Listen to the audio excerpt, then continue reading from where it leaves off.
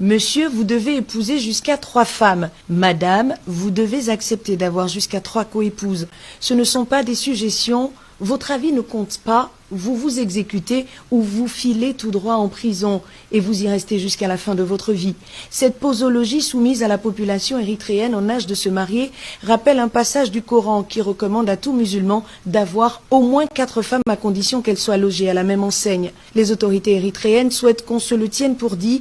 Il s'agit d'un ordre non discutable et négociable. Celui-ci permettra de caser toutes les femmes qui, au passage, sont plus nombreuses que les hommes dans ce pays. Désormais, la polygamie n'est plus une option, elle est érigée en norme. La norme qui, par définition, désigne un état habituellement répandu, moins considéré le plus souvent comme une règle à suivre.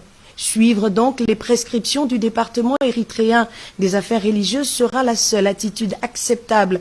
Quiconque refusera de s'y conformer obtiendra un billet aller simple pour la prison centrale d'Asmara, simplement dit, désormais un homme égale à 3 femmes, une femme égale à 3 coépouses, un point, un trait. L'objectif est d'éviter que les hommes ne se dispersent dans les nombreux bureaux et autres maîtresses surnommées au Gabon Chiza. Les autorités d'Érythrée vont plus loin et demandent aux hommes et aux femmes de remplacer le mot monogamie par son frère jumeau polygamie, car l'un peut valablement représenter l'autre.